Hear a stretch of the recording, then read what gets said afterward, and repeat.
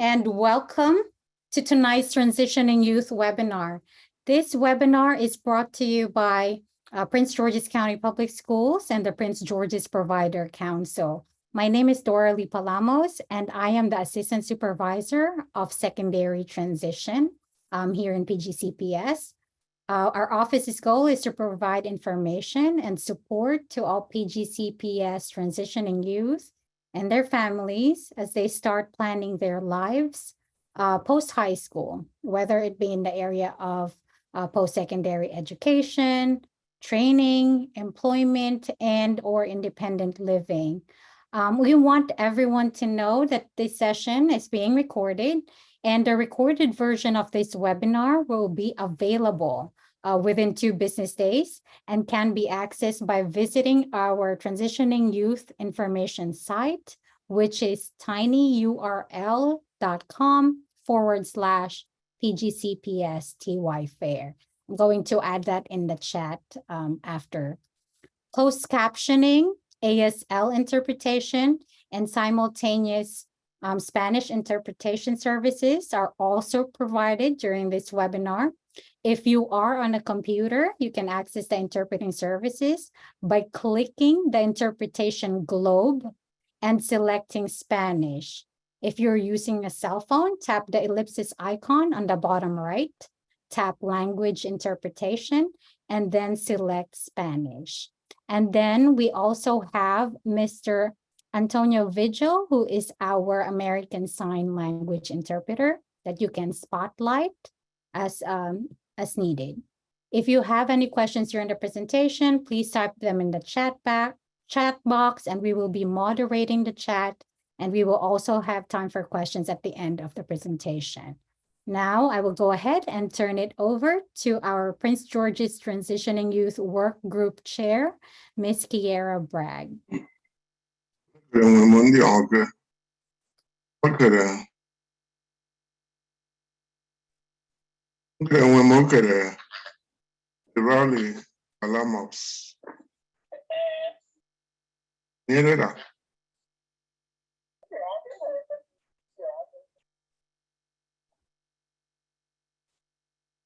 Okay, so I think Virginia is going to have us start. She is one of our CCS representatives from Mars.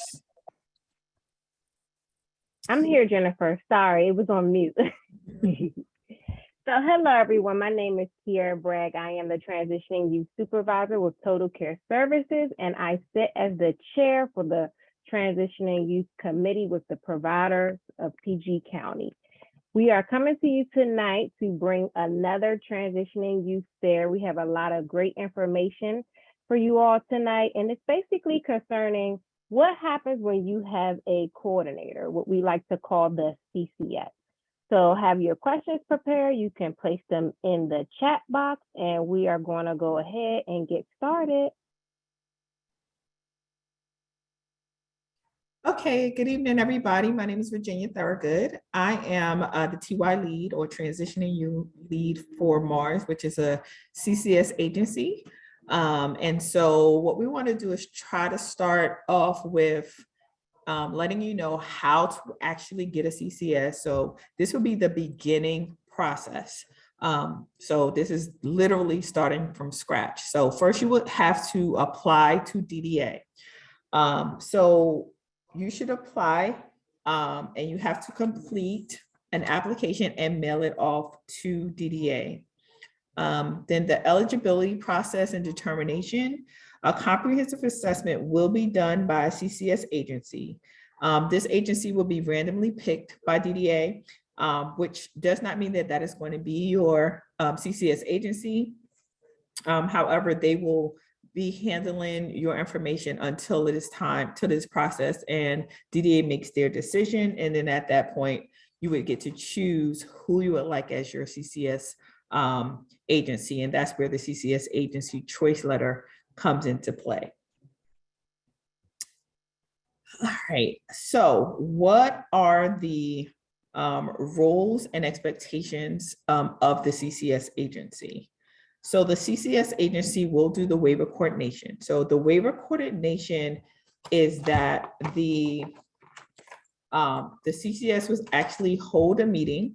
They will complete and submit your documentation. So they're going to gather documentation. They'll have you submit that to them, and then they're going to go ahead and submit that to DDA. So DDA will process your application. And it usually takes, once you apply, let me go back. Once you apply, it usually takes about 45 days for you to actually get contacted and the meeting and all that stuff. And then the next process, once they process your application, they do the comprehensive assessment, they gather your documentation, they will make a decision as to whether or not you are determined eligible for DDA services. And if you are, then you will go to what we call the waiting list coordination. And then if you are on the waiting list, the CCS will actually provide case management. They will provide generic resources until you're eligible to apply for transitioning youth or for DDA funding. They will do monitoring, which means they will see you up to 3 to 4 times a year, depending on what category you've been prioritized at. And then they will also document any type of situation that may have changed, and then that may or may not change the category for you. And then lastly is your transition youth coordination, or the TY process. Now, this process can actually take up to a year. So most of us are probably here because we're in one of those situations where either we're graduating this year or next year. So what happens is you have a TY coordinator. They're going to guide you step by step in assisting you with the TY process. They will do your waiver for you, or with you rather, but they will be submitting that, and they will be the ones that will take you from being on the waiting list to being in DDA services. So that was kind of a outline of what to expect, the roles and expectations, and an outline of how to actually begin the process. I would also like to say, when you do have a CCS agency and a TY coordinator, make sure that you just stay in contact with that person throughout the year. Make sure you have their contact information, their cell phone, their email, so that the process can be that much more smooth, because what we're going to do is we're going to take you from the school system and then help you transition into adult services. So that is all that I have to say on those topics. If you have any questions, please put them in the chat as to anything that I just went over. I know it's kind of a lot, but hopefully I just kind of detailed the major points of it.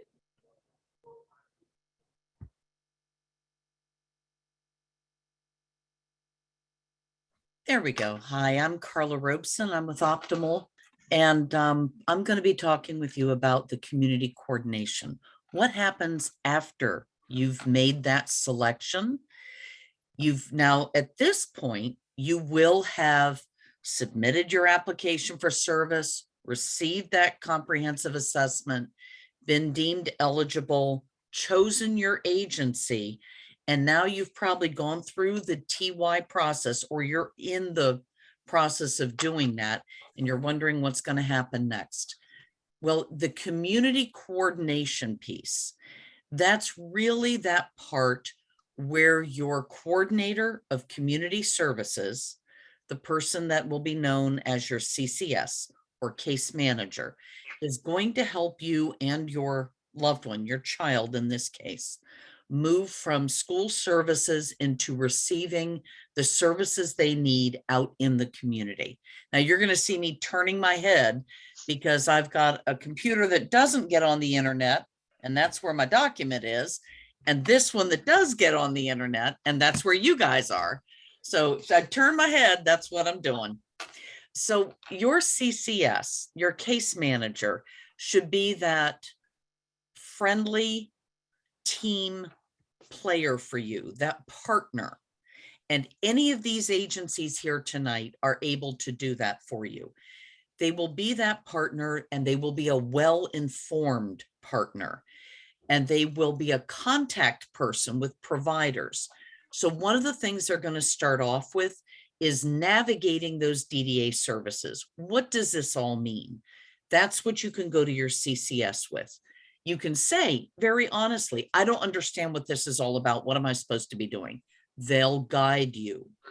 making sure that you're happy with those services after you've selected your providers. They want to make sure that each service you get meets the goals, meets the preferences.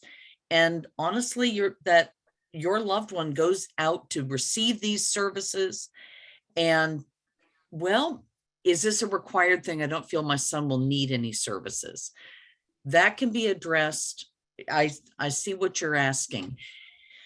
It's advisable if your child is able to be eligible for DDA, don't turn them down. Okay, I've been in this system 35 years now. Please don't turn them down. Once you turn them down for TY, the glitch is if you say, I don't want any TY, then your time can run out and you can go on that waiting list for services and you can be there for quite a while. So you can be imaginative about what services your child might need. Is it employment? Is it social? Is it community integration? Is your child comfortable going to the library by themselves? Would it be good to have somebody go with them?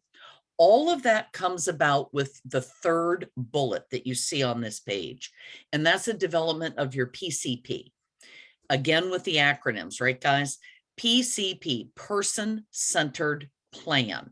That's the model that started in the 90s. Now it's really enforced, and it's enforced across the board in human services, whether it's behavioral health, DDA, or medical care. It is all supposed to be centered on what the recipient of those services wants. So your CCS will organize the meetings with all the providers and with you and whoever's your son or daughter. They will help navigate you through that meeting to establish a plan that clearly states what your child would like. And then exploring community resources. Some of the things that your child might enjoy may not be DDA stuff. It might be going to the YMCA. It might be getting a job that somebody else can help them with. So you think about your CCS as being your partner who has a whole lot of information. And if they don't have it, they know exactly where to get it. And they're going to answer your questions and help guide you through the process. They're going to make sure you have a plan.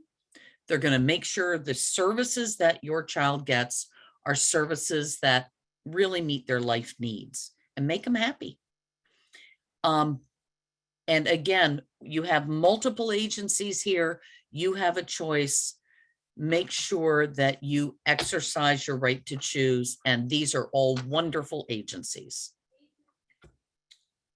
If you have any other, are there any questions for me, or are we going to proceed? Hi, Ms. Carla. We'll focus on the specific questions at the end of our That's perfect. presentation, and the CPS agencies are answering some now in the chat. They are. That was excellent, Ms. Carla. That was a great breakdown. I loved it. Thank you. All right.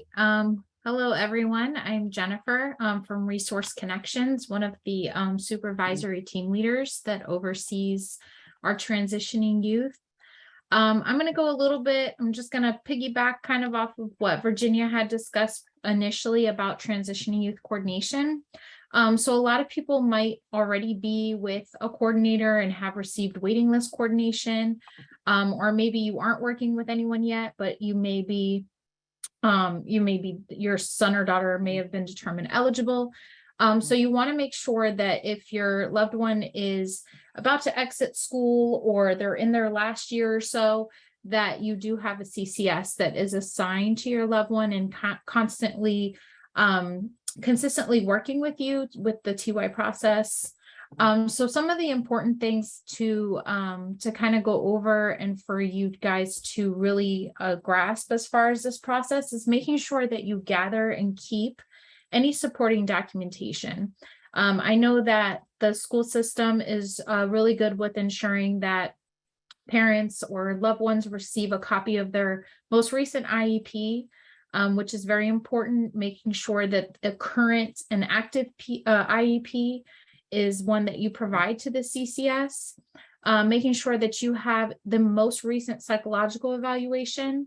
If you haven't had a psychological, or your son or daughter hasn't had a psychological evaluation in several years, then you want to make sure that you follow up with the school about whether one would need to be completed. Generally, DDA does request that we provide a psychological that's been completed within the last 3 years, because of the assessment and making sure that they outline what those support needs would be. If there's a behavior plan or any type of assessments that have been completed, any type of like speech, OT, PT, any other vocational assessments are really important to provide as well. The CCS would then coordinate a date and time to complete what's called a health risk screening tool. So it's really important to make sure that you have the most recent medical documentation, maybe provide a list of any medications as well as diagnoses, so that could be easily completed and entered into the health risk screening tool. They would also ask you a variety of questions to come up with an HRST score, which is also required in order for us to request a matrix score. So once those documents are gathered, the CCS puts it together, completes a matrix request, and sends that off to DDA. And those matrix scores are needed when you've selected a provider. They request that in order to assist kind of with the rating and understanding how those types of support levels are going to be provided. The CCS, or as far as the transitioning youth steps, they also assist a lot with the provider search. Now, I want to really emphasize the importance of being proactive and making sure that you are following up with these providers, that you contact them, do visits with them, ask lots of questions. If you access the TY site that we had mentioned and incorporated, there's a document in there that's tips for parents and a lot of information about like questions that you should consider asking. You want to make sure that they are going to be the right fit for your loved one. However, if you're running into barriers and you're not sure where to start, that's where your CCS comes into play, with making sure that they kind of narrow that down for you, understanding what those needs are and possibly which providers could be best in supporting you. The other thing is there are both options of going the traditional method and self-direction.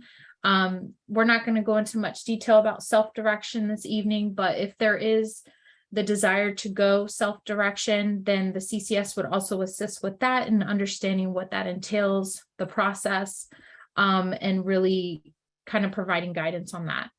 As far as the waiver is a very important part of this. So you can go through all the process, but generally around the year that they're transitioning, around March, is when the CCS would then follow up to make sure that a waiver application is completed.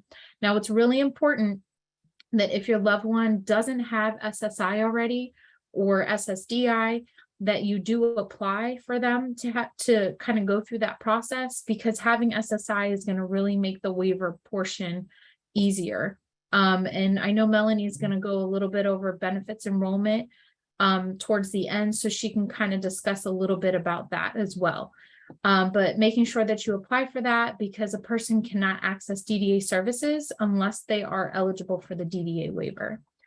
Also, the person-centered plan is a really important part. So that's something that the coordinator will work on with you and your loved one to make sure that we have all the information that is important for the person, specifics about employment, maybe community involvement. If there's any health related concerns, we would incorporate that into the plan. And it's all just kind of a summary of their good life and things that they would like incorporated in their life in developing an outcome or outcomes, and then linking those services to assist them in meeting that outcome. So that's something that the coordinators will constantly work on with you and your loved one, and making sure that those supports are incorporated into that plan. And then we're going to go over a little bit about referrals and other resources. So I think Kiera is going over this one. Yes, I am with Miss Melanie. So there are a couple referrals and other resources that are out there in our area for those that we serve, different things like doors. A lot of you may be familiar with that because you're connected with that through the school system. And that's basically when they help the student or your child get employed in different services of that nature. Also, you have PG Parks and Recreation, which is awesome. And for everyone, you can do different swim classes and arts and crafts. There's a variety of things that they offer. You have Metro Access. And oftentimes I see that a lot of students are already receiving their Metro Access because when they're in school, the schools help them to get that. And then you have the Social Security Administration, which is very, very, very important. When you are eligible to enroll and get SSI, you want to get on it soon because as the CCS agency, when we are completing that waiver application, we will ask for that award letter. So you want to make sure that you're working with your CCS to get enrolled into SSI. And we have the Benefits Enrollment Center, and they're great. And I'll let Miss Melanie kind of give more input on that. I won't speak for her agency with that. You also have Prince George's County Community Resources, and they just have a plethora of different resources that are out there in our area to serve your loved one. And also the Healing Farm, which is in Upper Marlboro, which is a great farm to go to when you have some leisure time, and they offer different opportunities and services as well. Miss Melanie, you can go ahead and chime in if you would like now. Sure. The ARC has a center called the Benefits Enrollment Center. It educates, screens, and assists youth that are 18 years and older to identify what core federal and state benefits that they're eligible for. So this is a great place to go through to understand that what you may be eligible for. So we can assist you at the age of 18 with applying for SSI. With SSI, once you get approved, you get your Medicaid. We can let you know about food assistance, transportation assistance, a state cell phone assistance. So there's lots of things that we help our transitioning youth families with to help guide you understanding what recreational life and leisure activities that are available, because we don't want to forget that social. So these are a few of the resources on this slide, but it's good to understand what other resources that are available beyond DDA. DDA is just a slice of the pie, but you need to make sure you are connected with all of these resources. These are linkages, and on your IEP, it often explains what are the transitioning youth linkages. So please explore all of these linkages. All right, that's it for me. Oh, let me say this. If you are interested in the Benefits Enrollment Center, I will put my information again in the chat box. So please contact us to get a free screening, no charge. That's it from me, Kiara. Awesome. Thank you so much, Miss Melanie.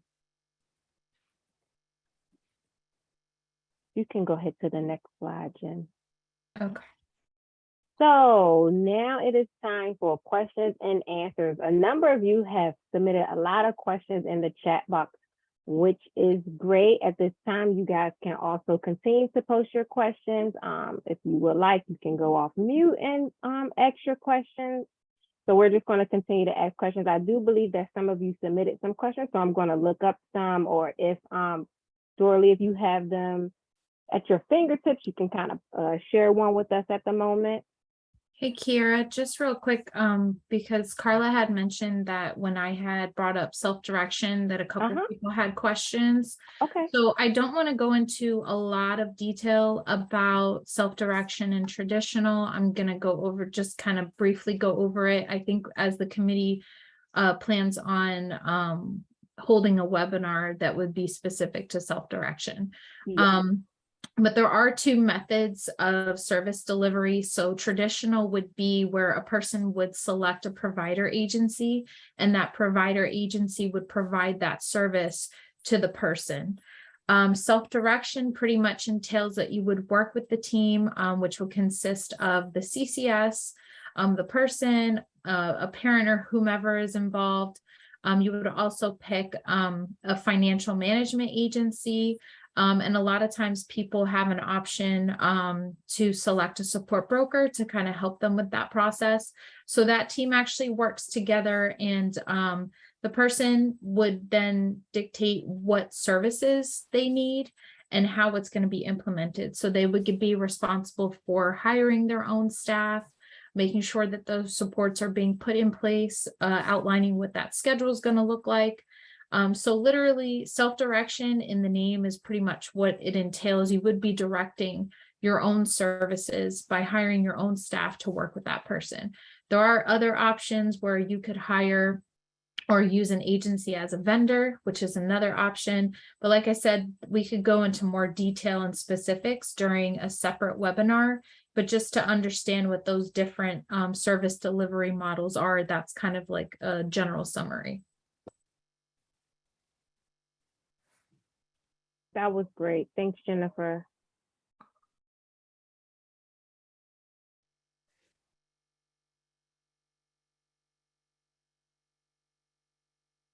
If I could just answer one question that's coming up, my fingers are starting to hurt. Okay.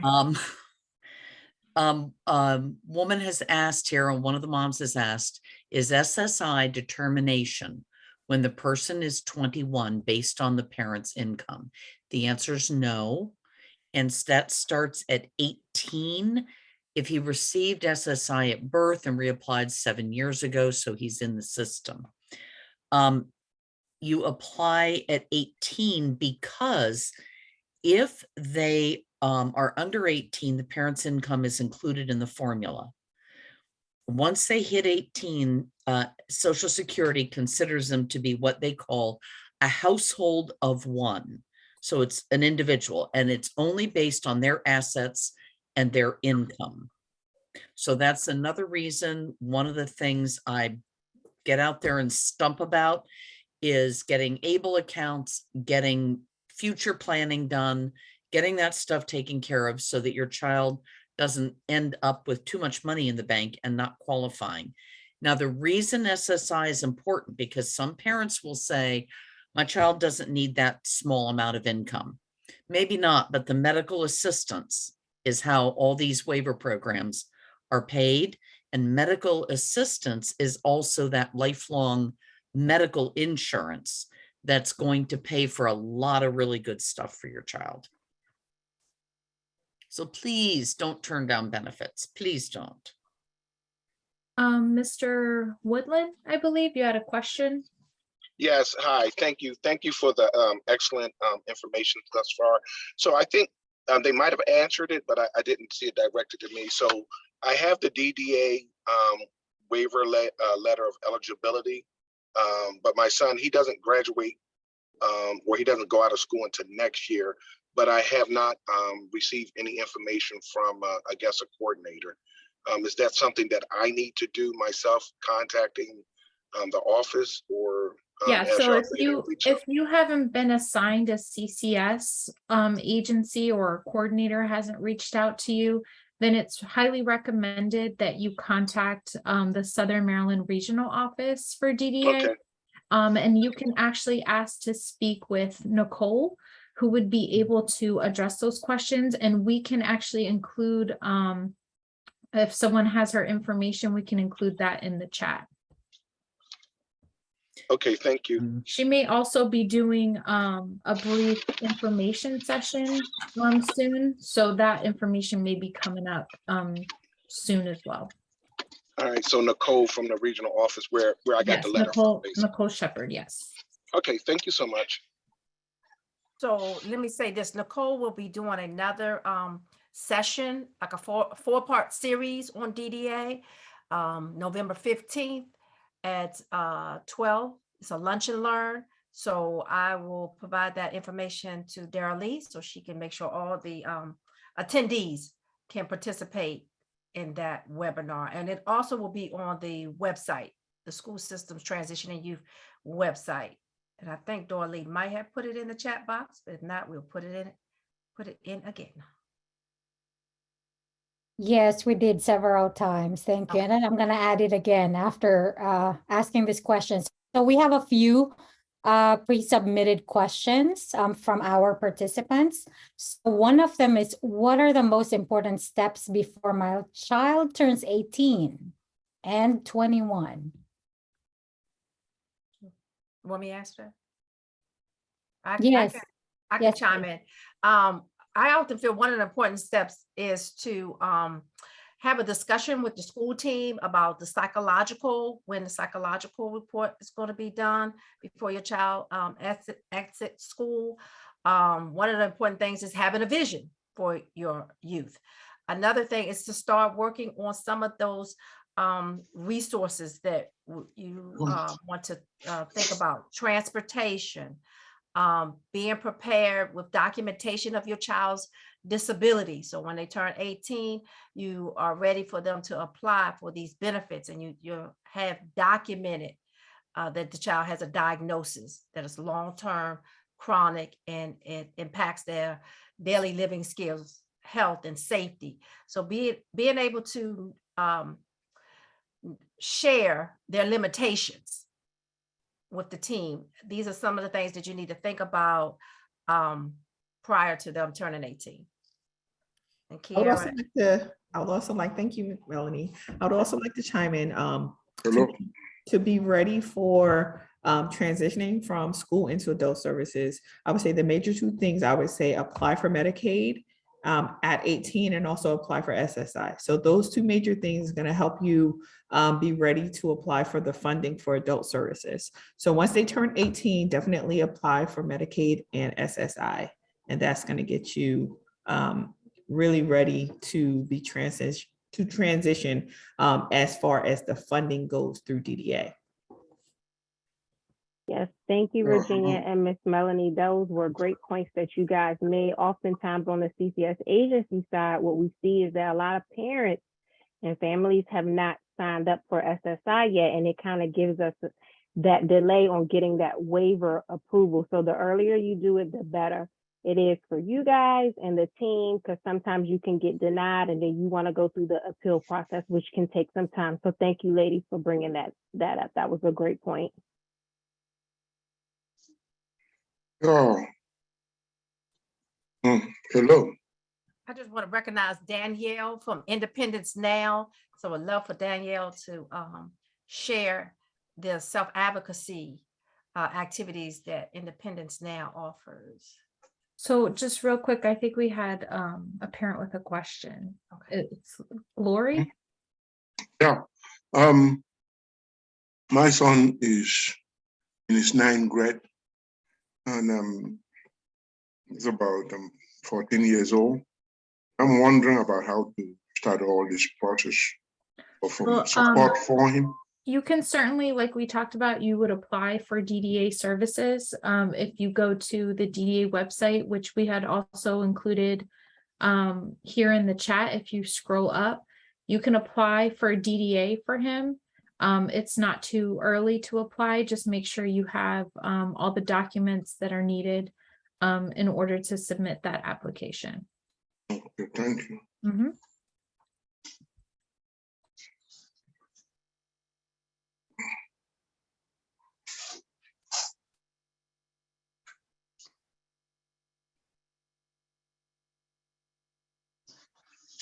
Shirley, do you want to pull one of the questions from one of the families that was submitted earlier? One other question is, what services does DOORS and DDA provide? Can a parent select a provider that they wish for DOORS and DDA? I think we've answered that, the DDA part. So you want to know what DOORS provides? Mm-hmm. So DOORS at this stage, for the age 14 to 21, can provide what we call pre-ed services, pre-employment training services. So it's good to do a DOORS referral. You can ask your school team to assist you with that. You could also contact the Benefits Enrollment Center. We can also help you with a DOORS referral. And so the pre-ed services focuses on employment, career exploration, understanding college and continuing education opportunities, works on work readiness skills, soft skills, It also works on what they call a Weeble, work-based learning experience, having a paid internship. So DOORS really focuses on employment and all the independent living skills that surround employment. Hi, this is Danielle from the Maryland Youth Leadership Forum and Independence Now. I was just wondering if someone could explain if a student would like to work, but also requires DDA services, how would they go about doing that? So, if they are, I mean, Maryland is an employment first state, so we always encourage employment and working. It kind of depends where they currently stand as far as employment, whether they have experience with working, if they are kind of in the starting point, if they currently have a job or have a job that they're interested in.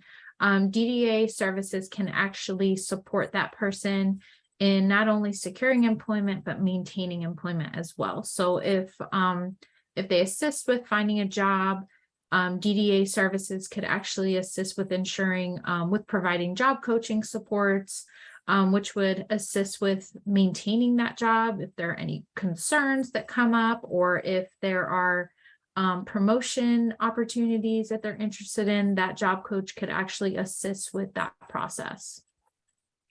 I guess it would be more so in terms of like getting SSI and SSDI.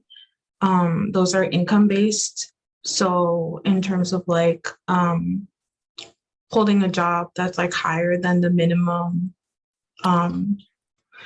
but like also needing DDA services. Does that make sense? Or Yeah, so there are various opportunities. There is we've had some people like go through the Ticket to Work program where they're able to kind of go through that experience of working without impacting their benefits.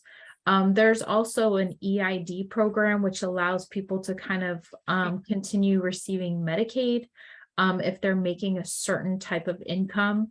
We always want to encourage people that if you are able to work and make more money than you would be from receiving SSI, that those things are possible. And you can certainly talk to or ask these questions with your CCS. There are also benefit specialists that are able to address those certain questions, because we definitely want to encourage the person to continue their waiver eligibility. That would be the biggest concern. So it really depends specifically on the person and what benefits they're receiving and what they would be, you know, kind of what that situation would be like for them. thank you. And then just one last thing I wanted to mention, the Maryland Youth Leadership Forum is accepting applications now for our program. We take students to Towson University, where they learn about independent living skills and self-advocacy. So if any students, any high school students would be interested, please contact me. I'll put my email in the chat as well. Thank you so much, everyone.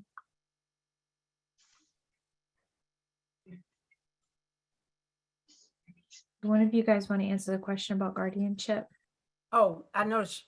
I'll answer that question. So the ARC, when you contact us and you want to learn more about guardianship, we will refer you to one of our previous like webinars that we have done. We did one, I think, this summer.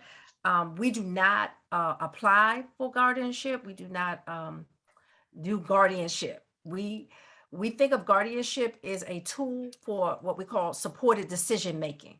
And we encourage everyone to explore all of the different tools under supported decision making, whether it's power of attorney, whether it's medical surrogacy. So that's really our goal, is to make sure people understand the variety of tools when it comes to doing supported decision making. So there's a guide that is out there called the Planning Now Guide. It explains more about supported decision making.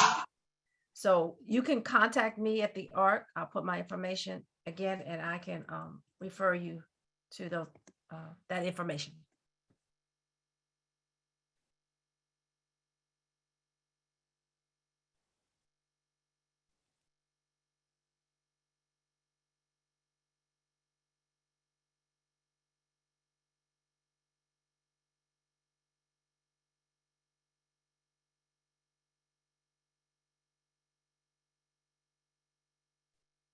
Okay, were there any other questions?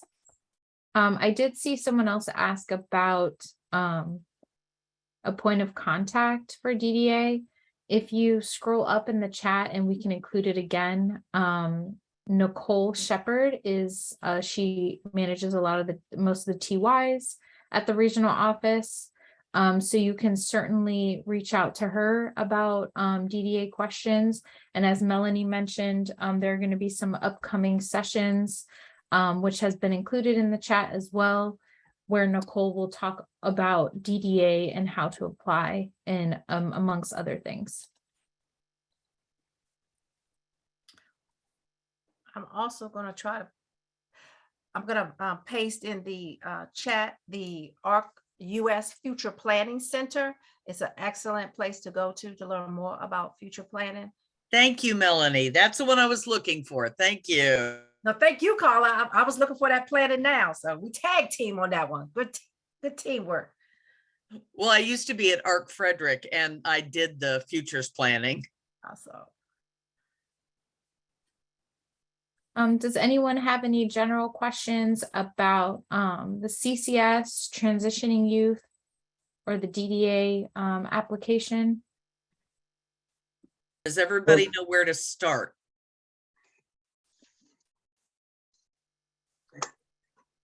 We had a parent, Glory, again. Yeah.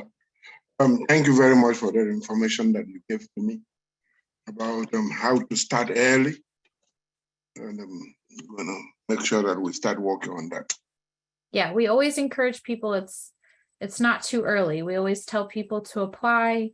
Even if, let's just say, someone gets a denial or whatever it may be, there are always options to address those and gather, whether it's additional documentation or to appeal those decisions.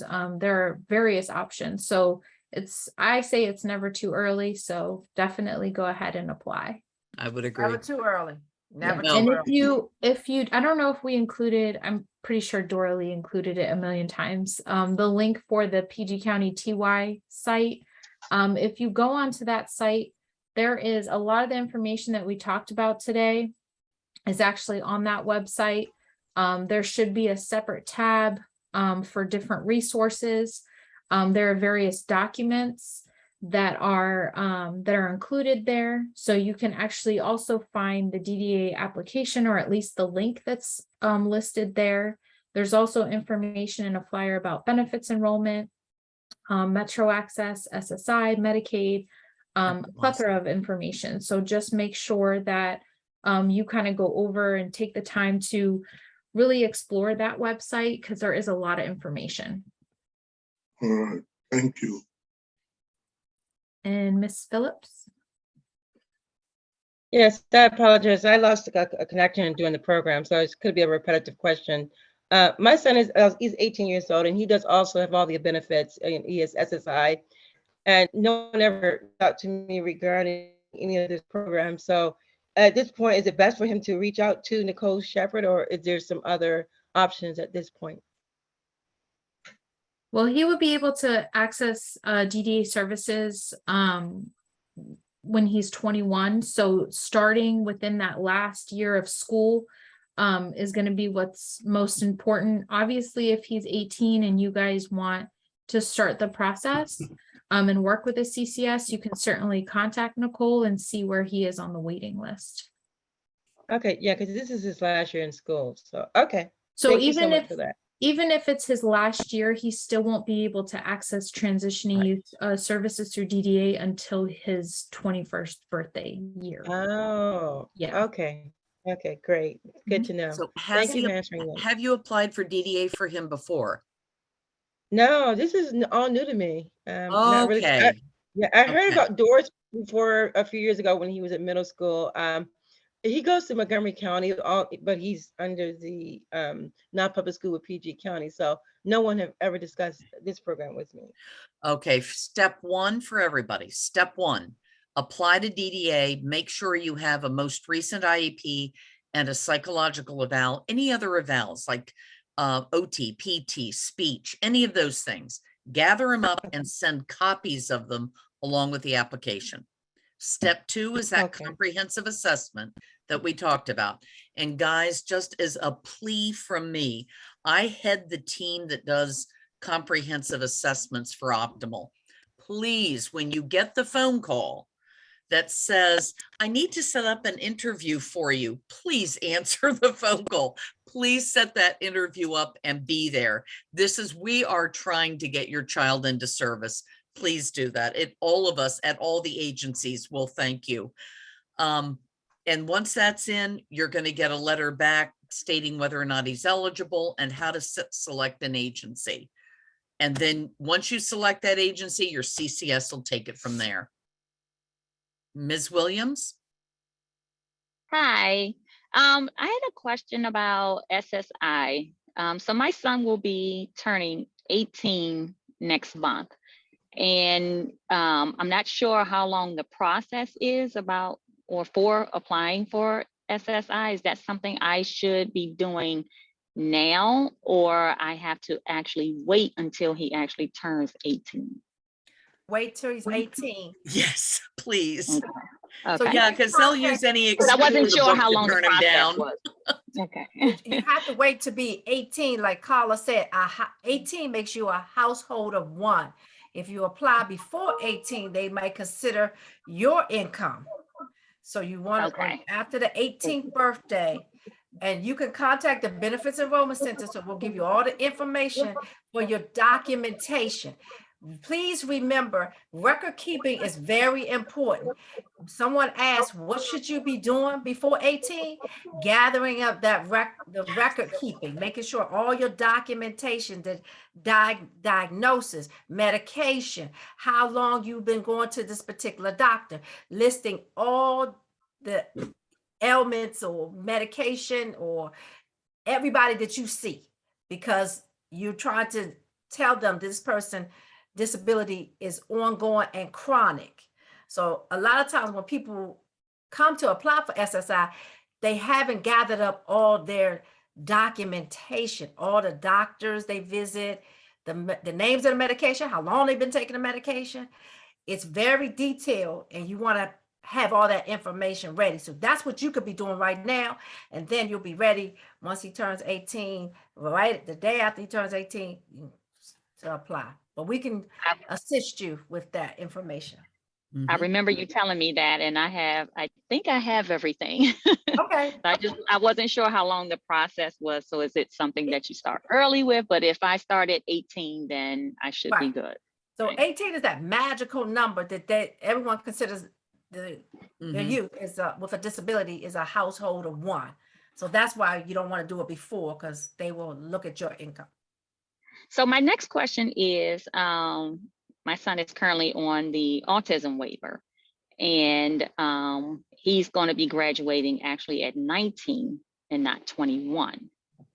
So DDA, I'm told, starts at 21. Autism waiver stops when he stops school. Right. So what should I be doing in between that time from 19 to 21? Looking at community resources. Yeah, Have you so I think connected to doors? Some of those resources that we had in the previous slide would be very helpful to kind of look into, because unfortunately, because of that lapse in services, we wouldn't necessarily be able to begin anything until that year of his 21st birthday. So even though, because he's been on the list since he was, I want to say somewhere around 6 years old. Okay. It's 21 is the date. And it's only for that 1 year after graduation. They've got from about a year after they graduate, and then they go on a waiting list. So you got to really, it's like that golden year. But DOORS is going to be really important. The Division of Rehabilitation Services. They help with training and support on jobs.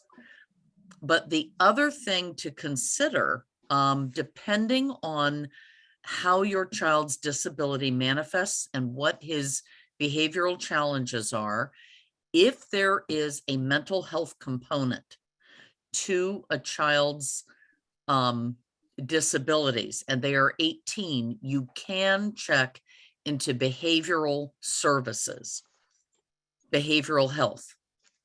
They do have programs, but again, the child would have to qualify under behavioral health. So here's some really good resources. But definitely check with DOORS first and see if Yes. Division of Rehab can help you. So just Okay. remember, Sharon, remember, Autism Waiver offers support that a lot of these others won't offer. So Yes. if you need a companion or somebody, you're gonna have to figure that piece out for those 2 years until he gets into DDA. So Okay. think about that. Think about how the services that Autism Waiver is quite different than Mhm. the services you see right here. Because even with DOORS, they expect some level of independence. So Mhm. just think about that. And if you have any questions, you can give me a call. Okay. I have a question. I can't figure out where the hand raise is. I'm trying to look at the thing, but I can't. I've been trying to Yeah, I don't figure know out. where it is either. Go ahead, Ms. Davies. Okay. My question is that what does DOORS do for your child? Because I know they contacted my child. I'm a little bit confused. They talked about something like training because my child, I already registered her in the she's in the DDA waiver, but she hasn't finished school yet. But she's already in the DDA waiver, and that's another thing. I have to call them and ask them because it's been a while since my CCS contacted me. They usually contact me at least twice a year or something, but it's been a while since somebody contacted me. But my thing is I'm confused about what DOORS is going to do for my child because they called me at one time.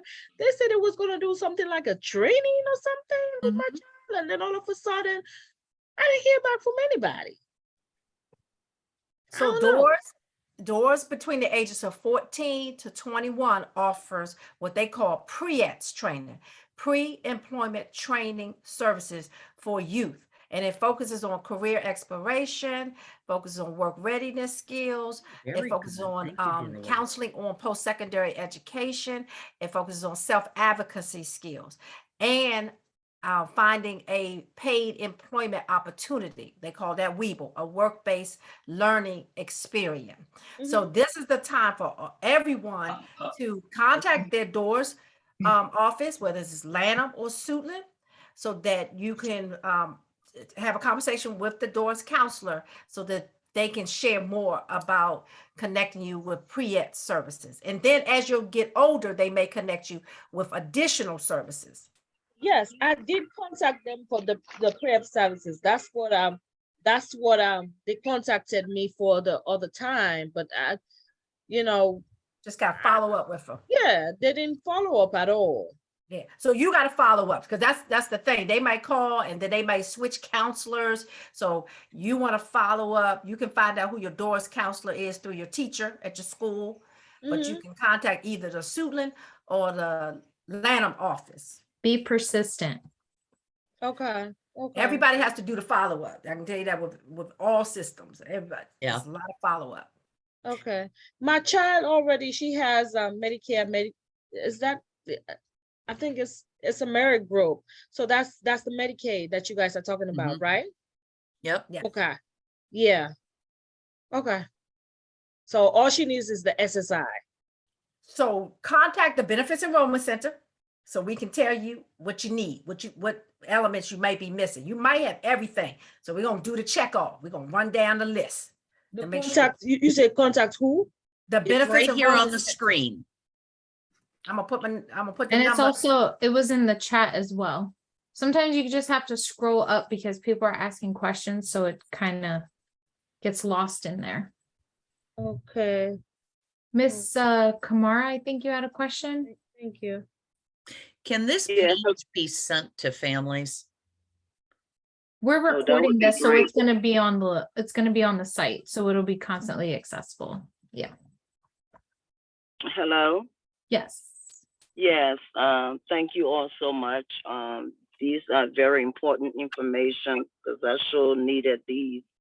My question I have is my son is 20 and he has SSI, and but I don't understand the SSDI. What is the difference, and what is he? Is he qualified for that too? Or I don't know as far as the SSDI. So SSDI is usually you qualify under your parents. That's usually how you qualify. So if he has SSI, that's good.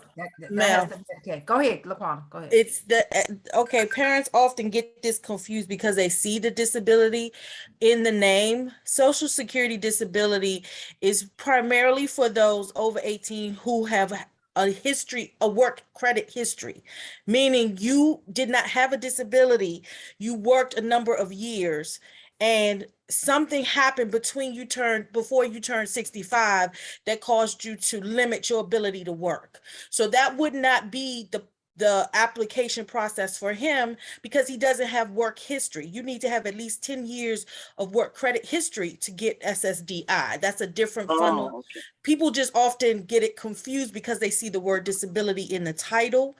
And just like Melanie's saying, for those who parents have disability benefits, it rolls over to the child, but that's not what you're trying to apply for. Because once you get SSI, that's the goal, because it's specifically on the child's earning scale. Yeah. Okay. Okay. I hope I've explained it. I don't want to confuse anyone, but yeah, I understand that now. I have another question. That was great. That was a great breakdown. Okay, thank you. Try not to talk, but go ahead. I have another question, please. The other question I have is my son has behavior issues. So I overheard someone explaining about the behavior part, but I didn't understand much about it. I just needed clarification. So there was mention about behavioral health programs, but you have to determine, it has to be determined whether they would be eligible. Sometimes there are concerns about when someone has DDA services that they necessarily couldn't access certain behavioral health programs, but there are some behavioral health options that could potentially be available. Also, there are supports that are accessible once your son or daughter access DDA services. So that's also another option for like behavioral support services. So definitely if you have a coordinator, you can definitely follow up with them and inquire about the different resources that might be available. Yes, ma'am. Thank you. Yeah, let me ask you a question. You say behavior that could be attested whether the child is legitimate. What do you really mean? Because son's behavior has been sometimes very low. And how do you determine that? I mean, in applying to the DDS and all the resources that are available.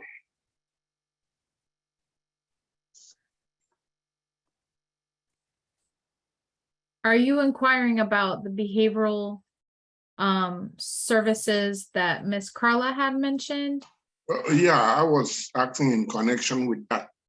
And the board that determines the child's mental Carla, did you want to behavior. talk a little bit more about that?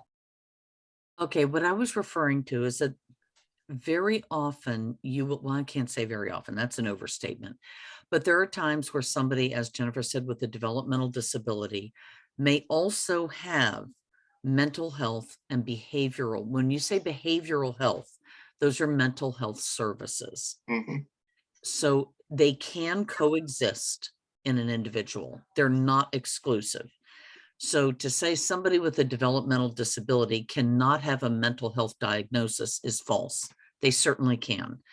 And when those two coexist, you can seek services in both settings. And there are programs where, you know, it may be a little more challenging to get. You can't have, for example, 2 residential programs going or 2 day programs going. but you can certainly receive the services needed. That's part of the PCP, is determining what services does your child need. And if your child needs mental health services, then they need to qualify for those services based on a significant mental health diagnosis. So it's not behavioral in the sense of every now and then they're hard to manage at home.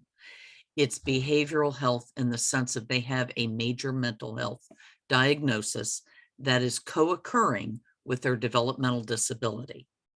And that's how they would get services under both. If you feel that your child, and you said your son was about 14, in many children, 14 and up is where those diagnoses start becoming apparent. So if you feel that that could be an issue for your son, please speak with his teachers and with his physician. Those are the people who can give you the guidance as to where to go to get an evaluation and what would make sense and where you can get the resources. Does that help? Yeah, thank you, ma'am. You're quite welcome, sir. And also keep in mind that under Medicaid, if your loved one qualifies, you can also access ABA services, which is also available. But like I said, it's always important to discuss and inquire with the case manager or the CCS to see what resources may be available. Thank you.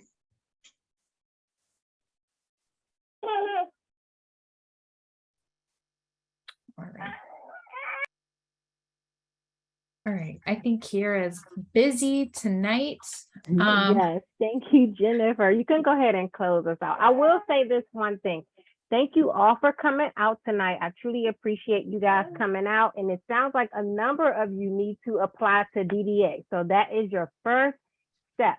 Apply to DDA, get your CCS agency. At 18, look into SSI. Make sure that you're tracking all those documents like Miss Melanie is saying. Get yourself a binder so that you are ready to hit the ground running when your child turns 21 years old. And do not ever forget to ask questions and advocate, advocate, advocate. So here are the CCS agencies and phone numbers. If you are assigned to an agency, you haven't heard from someone in a while, please contact that agency and ask to speak with the TY supervisor or whomever. If you don't have a CCS assigned or you haven't applied, like Kiera said, contact DDA, submit that application, or ask to speak with Nicole to see whether your son or daughter is assigned. And that's going to be your first place to start. We appreciate everyone providing questions and attending today. A lot of this information will be available on the site, which is right here, just as a reminder.